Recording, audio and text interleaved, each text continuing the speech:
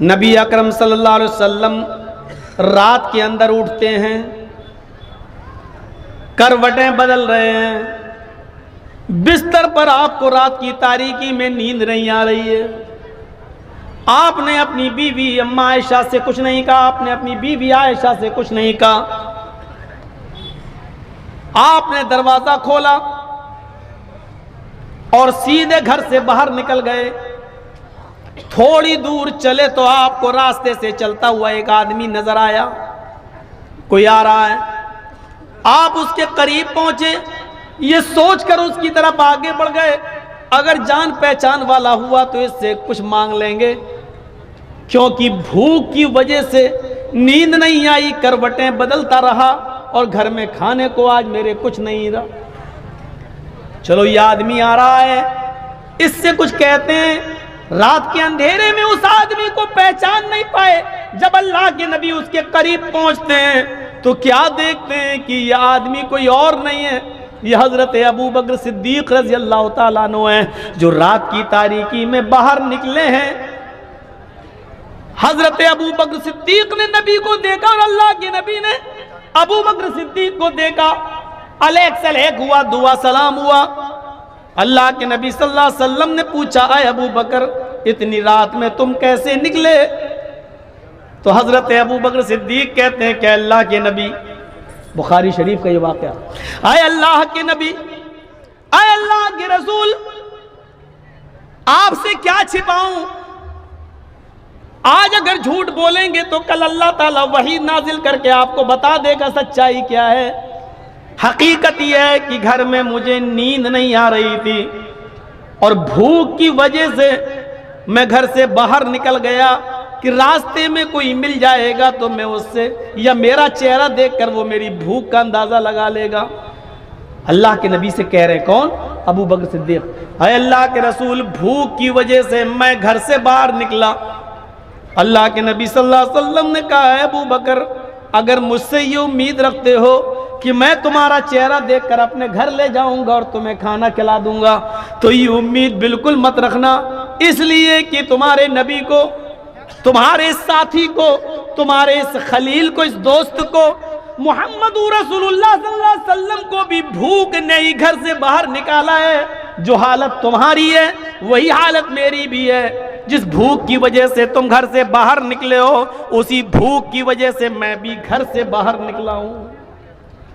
اچھا، ابو بکر صدیق کی امیدوں پہ پانی پھر گیا۔ سب سے زیادہ سخی اور کھلانے پلانے والے تو اللہ کے نبی تھے۔ چلیے کوئی بات نہیں، چلیے تھوڑا آگے بڑھتے ہیں۔ ایک اور آدمی آتا ہوا نظر آیا، دونوں کی نظریں اس آدمی پر جم گئیں، دونوں اشاروں میں باتیں کرنے لگے۔ اگر جان پہچان کا ہوا تو اسی سے کہیں گے کہ اپنے گھر لے چل۔ جب وہ آدمی قریب آتا ہے تو وہ کوئی اور نہیں تھا، وہ حضرت عمر فاروق رضی اللہ تعالیٰ عنہ تھے۔ علیک سلیک ہوا اور ان دونوں نے پوچھا، ہے عمر اتنی رات میں اندھیرے میں اکیلے چلے آ رہے ہو، کیسے نکلنا ہوا، کہاں جانا؟ حضرت عمر فاروق بھی کہنے لگے، اللہ کے رسول جھوٹ بولنے سے کوئی فائدہ نہیں، سچائی ہی ہے کہ آج گھر میں کھانے کو کچھ نہیں مل سکا ہے، بھوک کی وجہ سے ہم گھر سے باہر نکلے ہیں، سوچا تھا کہ راستے میں کوئی مل جائے گا تو شاید ہماری حالت دیکھ کر وہ اپنے گھر لے جائے گا۔ اللہ کے نبی نے کہا، اے عمر تمہارے ساتھی ابو بکر کو بھی اسی بھوک نے گھر سے باہر نکالا اور تمہارے ساتھی محمد رسول اللہ کو بھی اسی بھوک نے گھر سے باہر نکالا اور تمہیں بھی بھوک نے گھر سے باہر نکالا۔ ہمارے پاس کچھ بھی نہیں ہے، اگر کسی ایک کے پاس ہوتا تو ضرور کھلاتے۔ چلو ایسا کرتے ہیں، اس رات میں مجھے ایک گھر معلوم ہے، آئیے اس گھر کی طرف چلتے ہیں۔ وہ گھر حضرت ابو الحیثم کا ہے، ابو الحیثم انصاری کا گھر ہے۔ چلیے ذرا ابو الحیثم کے گھر چلتے ہیں اور ان کے دروازے کو دستک دیتے ہیں۔ ان کے گھر میں اگر کھانے پینے کو کچھ ہوگا تو وہ ضرور کھلا دیں گے۔ یہ تینوں لوگ، حضرت محمد رسول اللہ اور ابو بکر اور حضرت عمر، یہ تینوں لوگ ایک صحابی کے گھر جاتے ہیں، ان صحابی کا نام میں بتا چکا ہوں، ابو الحیثم انصاری۔ دروازے کو دستک دیتے ہیں، ان کے گھر کی کنڈی کھٹکھٹاتے ہیں، ان کے گھر کو دستک دیتے ہیں۔ ابو الحیثم دروازے پر آتے ہیں، اتنی رات میں کون آ سکتا ہے میرے گھر میں؟ آج تک تو رات کے اس اندھیرے میں تو کوئی آیا نہیں، ضرور کوئی ضرورت مندی ہوگا، کوئی پریشان حال ہوگا، چلیں چل کے دیکھتے ہیں۔ جیسی دروازہ کھولا تو کیا دیکھتے ہیں کہ دروازے پر اس کائنات کی سب سے بڑی ہستی کھڑی ہے، جناب محمد رسول اللہ صلی اللہ علیہ وسلم کھڑے ہیں، ابو بکر ہیں، حضرت عمر ہیں۔ مرحبا مرحبا، موسٹ ویلکم، آپ کا آنا مبارک ہو۔ اتنی رات میں اتنے اچھے مہمان، اور وہ بھی ہمارے گھر میں، آئیے تشریف لائیے۔ اے اللہ کے نبی صلی اللہ علیہ وسلم، باہر مت کھڑے رہیے، آپ اندر آئیے اور اپنے دونوں ساتھیوں کو لے کر اندر آ جاؤ۔ اتنی رات میں ایمانداری کے ساتھ بتائیے، ہمارے اور آپ کے گھر میں کوئی آ جائے تو کیسا لگے گا؟ ویسے آج کل تو کوئی آ ہی نہیں سکتا ہے، آئے گا تو فون کر کے آئے گا، موبائل آپ کو اطلاع کر کے ہی آئے گا، اچانک نہیں۔ وہاں تو موبائل کا زمانہ ہی نہیں ہے، ٹیلی فون کا زمانہ ہی نہیں ہے، اور اچانک پہنچ گئے، اور پیشانی پہ شکن نہیں آ رہی میزبان کے۔ ابو الحیثم، اتنے اچھے مہمان اتنی رات میں، وہ بھی ہمارے گھر، اندر آئیے۔ بخاری کے اندر یہ واقعہ، دروازہ کھولا، اندر آئیے۔ بتائیے، اندر جاتے ہیں، پانی لاتے ہیں، پیجئے۔ کیا بات ہوئی، کیسے آنا ہوا اللہ کے رسول اتنی رات میں؟ بتائیے، ہم بستر لگاتے ہیں، آپ آرام کریے، سوئیے، کہ نہیں؟ آیا ابو الحیثم، تکلف کی کوئی ضرورت نہیں ہے، بس اتنا بتا دو، تمہارے گھر میں اگر رات کا بچہ کھچا کچھ ہو تو بتا دو۔ رات کی اس تاریکی میں مجھے بھی بھوک نے گھر سے باہر نکالا، اور ابو بکر کو بھی، اور ان کے ساتھی حضرت عمر کو بھی، ہم تینوں بھوک سے نڈالے آئے ہیں، اور یہ امید سے آئیں کہ تمہارے گھر میں رات کا کچھ بچا ہوا ہو تو دے دو، ہم اللہ سے خیر و برکت کی دعا کریں گے اور اللہ اسی میں برکت دے گا۔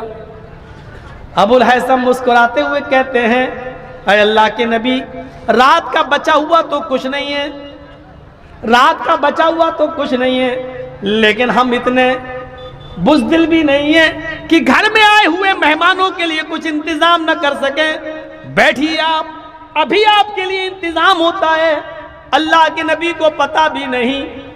ابو الحیثم اندر جاتے ہیں، کچھ کچی اور پکی اور بیچ کی ہر قسم کی کھجوریں رکھی ہوئی تھیں، مٹی کے ایک پیالے میں وہ اٹھا کے لے آئے اور کہنے لگے، اے اللہ کے نبی، تب تک آپ یہ کھجور کھائیے، آپ کے دونوں ساتھی ہیں، آپ لوگ کھجوریں کھائیے، میں ابھی آپ کے لیے کھانے کا انتظام کر دیتا ہوں۔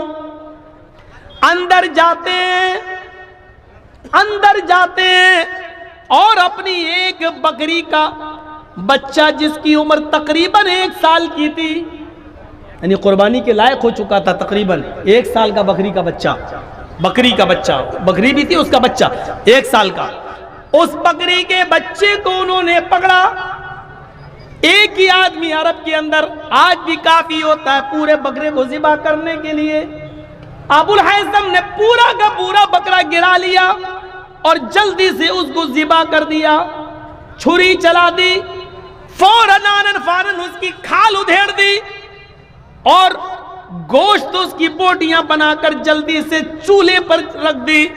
ابو الحیثم اور ان کی بیوی دونوں ایک کام یہ کر رہے ہیں، دوسری کام ان کی بیوی کر رہی ہے، اور فوراً جلدی سے جتنی جلدی ہو سکا کھانا بنا کر تیار کر دیا۔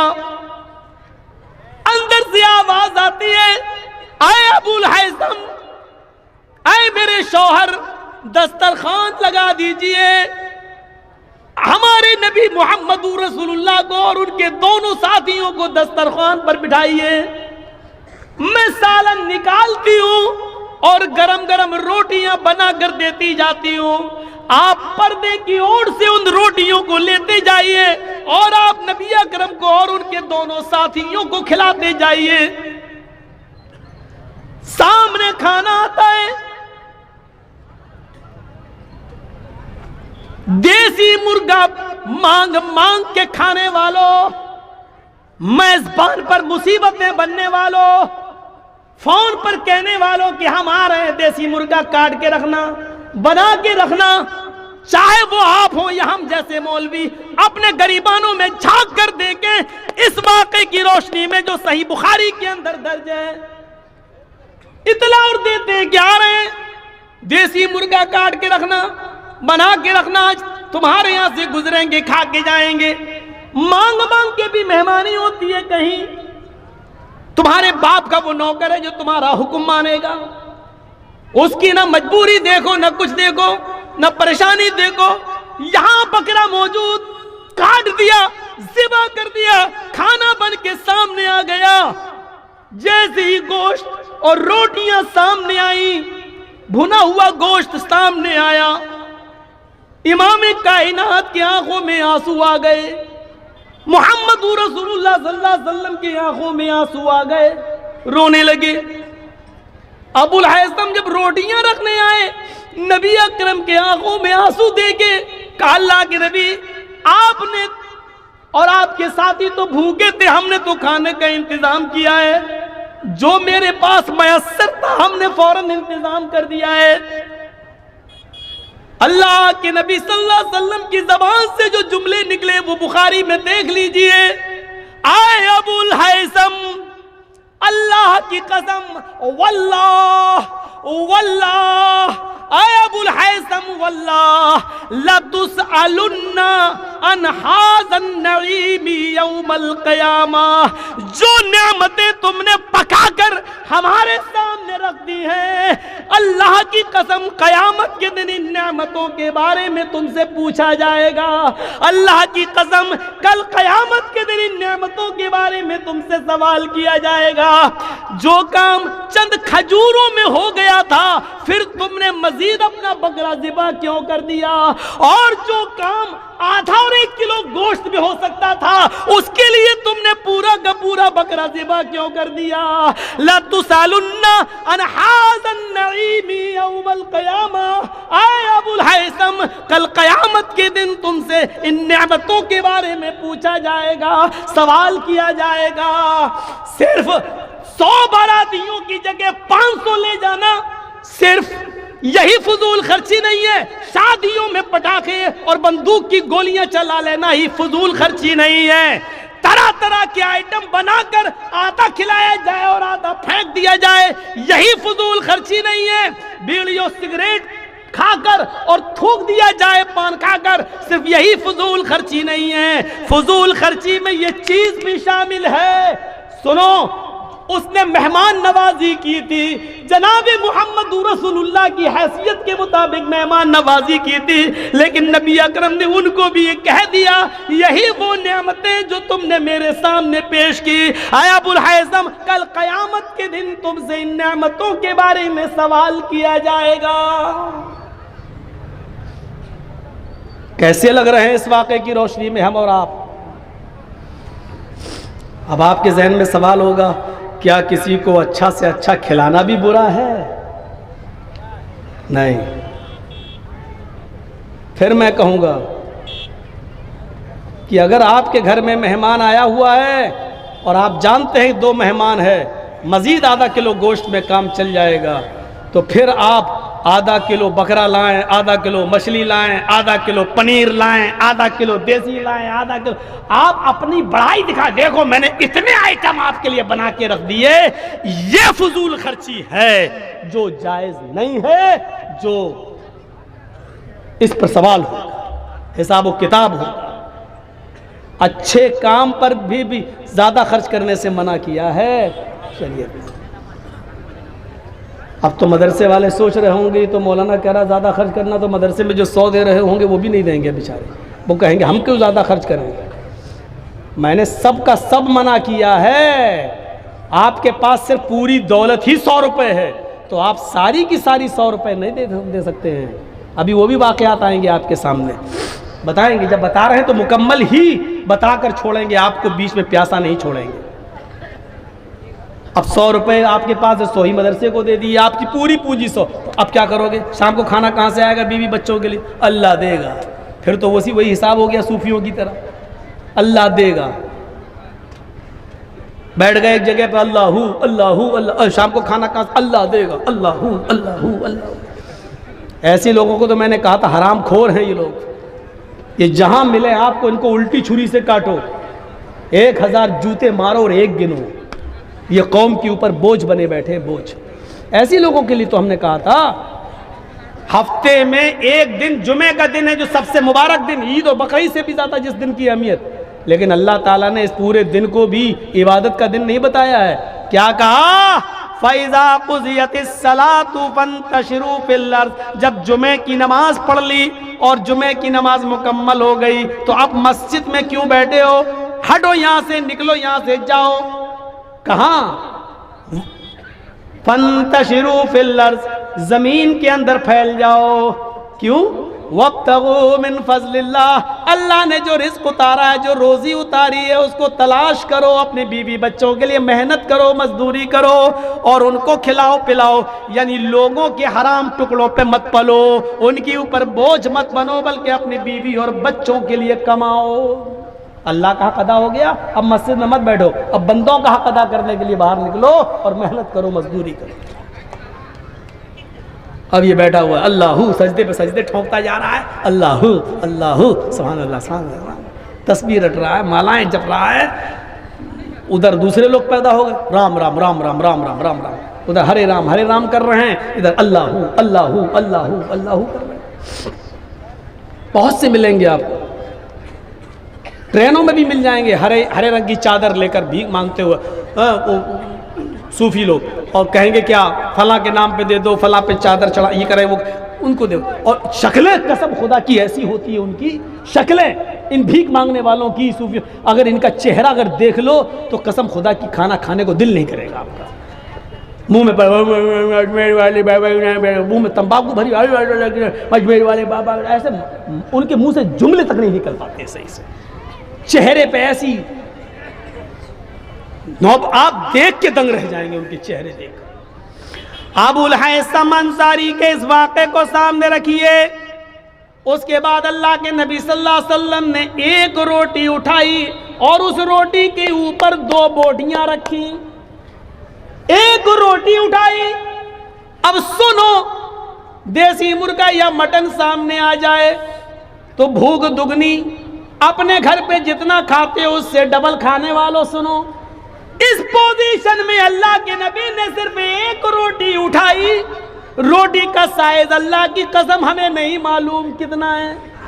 بخاری کی حدیث میں صرف خبز کا لفظ آیا ہے، خبز النکرہ. ایک روٹی اٹھائی. روٹیاں چھوٹی بھی بنتی ہیں اور بڑی بھی بنتی ہیں. آپ لوگوں کے علاقے میں چھوٹی روٹی بنتی ہے، ہمارے ویسٹ یو پی کی طرف آ جاؤ، مغربی یو پی میں تو بڑے سائز کی روٹیاں بنائی جاتی ہیں. ہمیں سائز نہیں معلوم کہ وہ کتنی بڑی روٹی تھی، ہمیں نہیں معلوم، نہ حدیث کی کتابوں میں اس روٹی کا سائز ہے. چھوٹی بھی ہو سکتی ہے، بڑی بھی ہو سکتی ہے، لیکن نقدے کا لفظ یہ بتلا رہا ہے کہ ایک روٹی اللہ کے نبی نے اٹھائی اور اس روٹی کے اوپر گوشت کی 2 بوٹیاں رکھی اور کہا، اے ابو الہیثم، اس ایک روٹی کو جس پہ میں نے 2 بوٹیاں رکھی ہیں یہ لے جاؤ اور میری بیٹی فاطمہ کو دے آؤ. آج 15 دن ہو گئے ہیں، 2 ہفتہ ہو گیا ہے، میرے گھر میں چولہا نہیں جلا ہے، میری بیٹی فاطمہ کو کھانا نصیب نہیں ہوا ہے. ابو الہیثم، اللہ کے نبی جب یہ بات کہہ رہے تھے تو ان کی بیوی دروازے پہ کھڑی تھی، اشارے سے بلاتی ہے، اے ابو الہیثم اندر آؤ. انہوں نے ایک برتن تیار کر دیا اور اس برتن کے اندر گوشت بھر دیا اور کئی روٹیاں اس برتن میں رکھ دی. دوسرے برتن میں ایک ٹفن تیار کر دیا اور کہا، ایک روٹی اور 2 بیٹی میں فاطمہ کا کیا ہوگا؟